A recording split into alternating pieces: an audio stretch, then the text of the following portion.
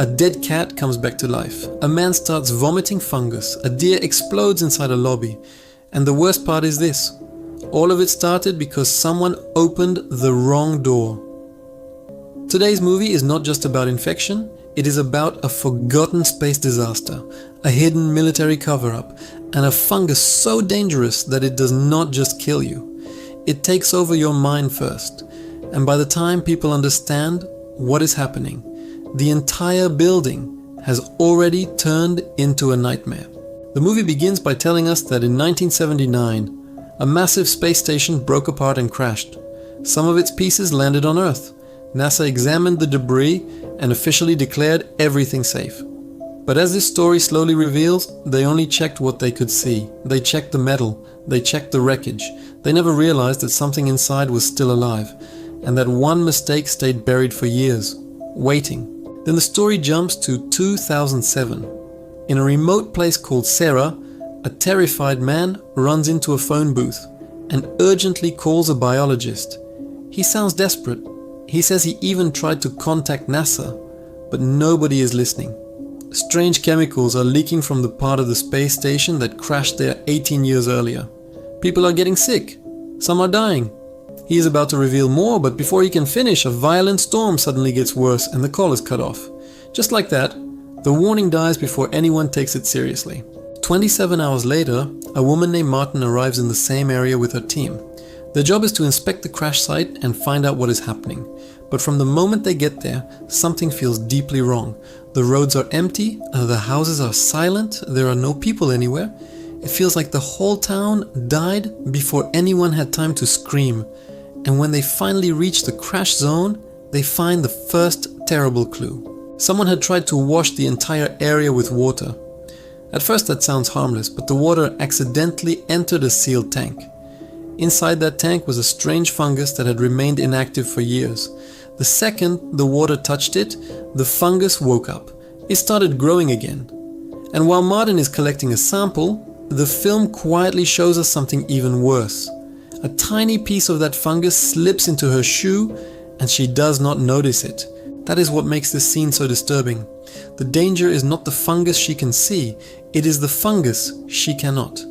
While she is focused on the sample in front of her, the hidden fungus is already entering her body. Then, suddenly, the visible fungus reacts and lunges at her like a living organism. Martin jumps back in shock. At the same moment, one of her teammates standing on a rooftop sees something horrifying and calls both of them up.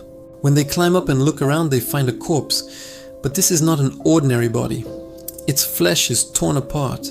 Its organs have rotted away. Even the bones look damaged.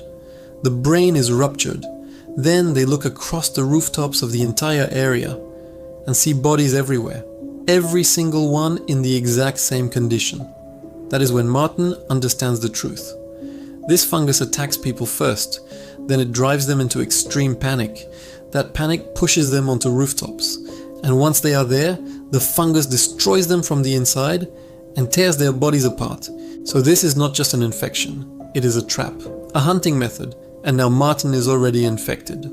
As they stand there, the corpse near them suddenly bursts again, and some of the fungus lands on Martin. She backs away immediately, but it no longer matters. The fungus that entered through her shoe is already moving through her suit and into her body. Within moments, her condition gets worse. She feels a burning heat. She struggles to walk. A terrible smell begins coming from her suit. Her teammates know something is wrong, but they still do not understand how fast this thing works. Then Martin collapses. She vomits something green. The fungus has already reached her brain. She starts repeating just one word. Spread, spread. And in that moment, Martin is gone. The fungus is using her body now. She gets into a vehicle and tries to run over her own team. Robert and the trainee try to stop her. At one point she even gets hold of a gun and almost turns it on them. But then, in one last moment of clarity, Martin understands what is happening. She is not in control anymore. The fungus has taken over her mind. If she stays alive, it survives with her. And if it survives, it spreads. So she makes a horrifying but heroic decision. She tears open the air tube in her own suit, cuts off her oxygen, and dies shortly after. She sacrifices herself to kill the fungus with her. And just like that, the movie tells us its most important rule. This organism does not kill the body first, it steals the mind first. A few hours later, the military arrives. They collect fungus samples, destroy everything in the area, and lock one surviving sample inside a secure underground facility. But this is where humanity makes its biggest mistake. They do not destroy the threat completely. They just hide it. They seal it away and trust the future to remember. But the future always forgets. Years pass. The military facility is no longer treated like a danger zone. The upper part of the building is turned into a public storage complex. Ordinary people rent units there and store televisions, furniture, personal belongings, and expensive items. Life goes on above ground. But deep below them, the fungus is still there, locked underground, waiting for one accident. One of the workers in the storage facility is a greedy man named Griffin. He notices all the valuables people keep there and decides to rob the place.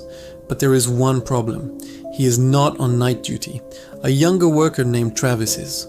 Travis is not naturally bad, but he is easy to pressure. Griffin knows that, so he manipulates him, pushes him, and slowly convinces him to help leave the doors open later that night.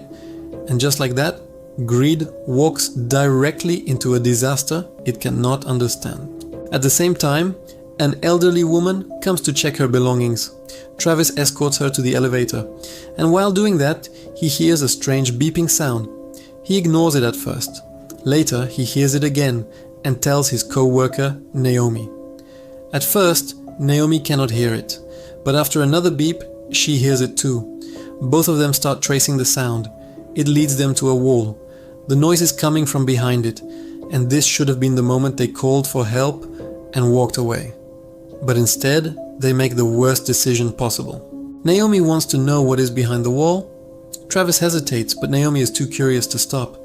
They cut through the fiber wall and make a small hole. Inside, they see a hidden system. They widen the opening and crawl through. There, they find an old military map. Travis looks at it and realizes something shocking. This place used to be a military storage facility. Naomi takes a picture of the map and learns something even bigger.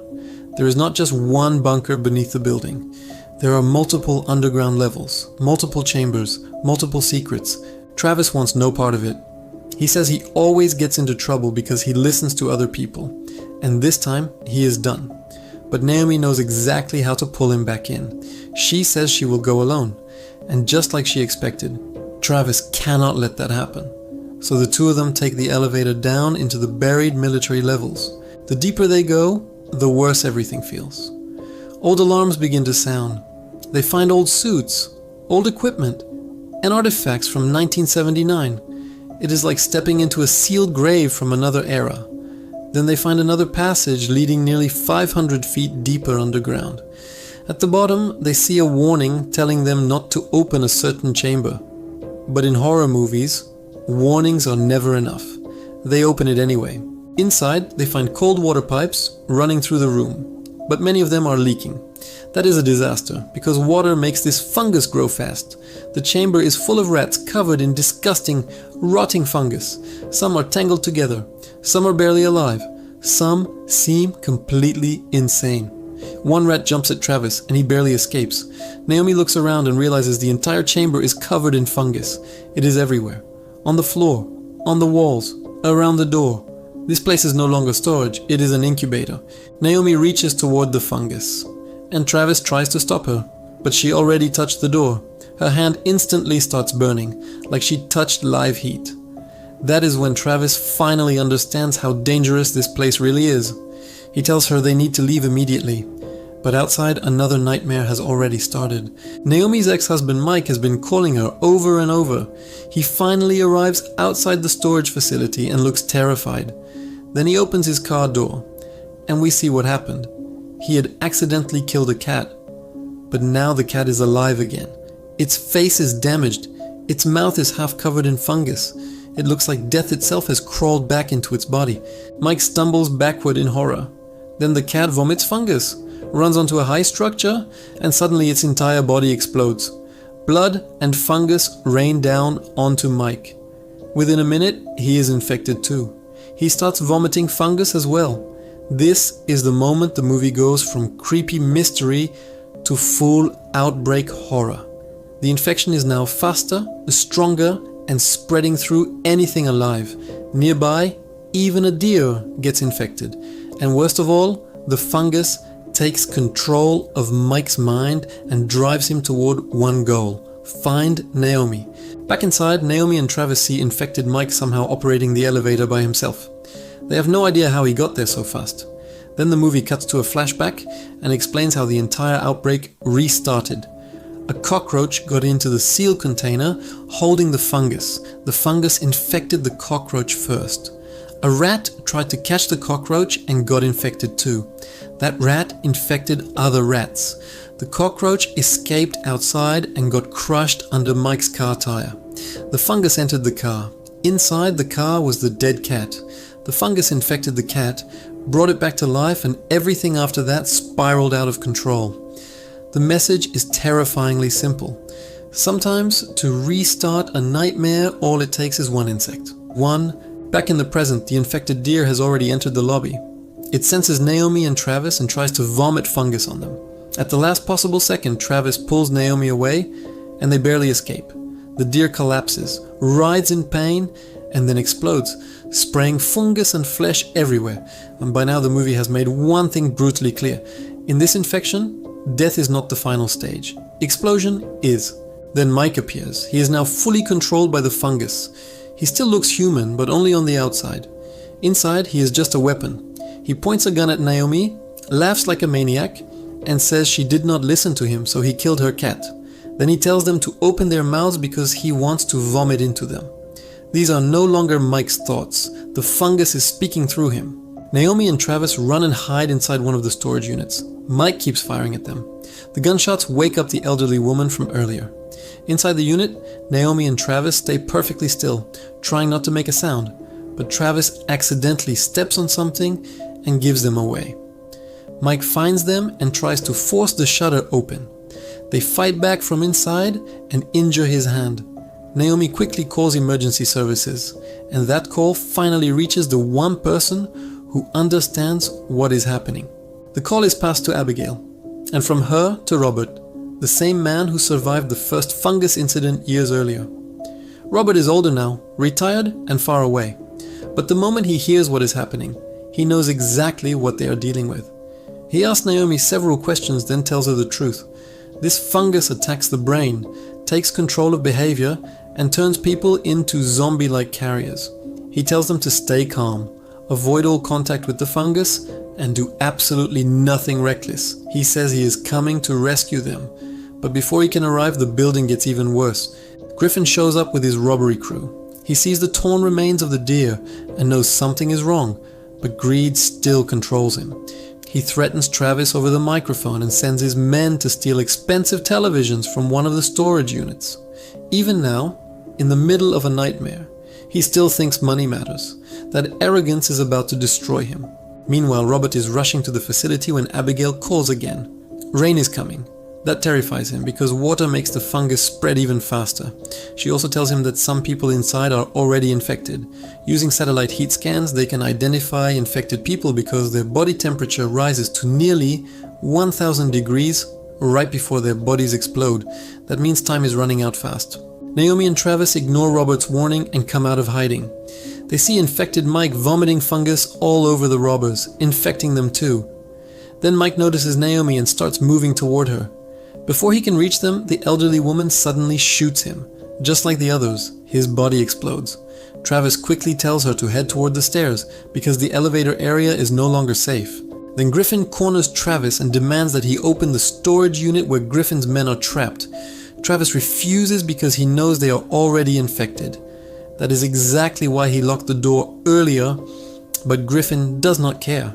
He points a gun at Travis and forces him. Travis still refuses, so Griffin shoots him. In that exact moment, Naomi rushes in with a fire extinguisher and sprays Griffin in the eyes. She grabs Travis and helps him escape, but Griffin still has not learned. He opens the storage unit himself.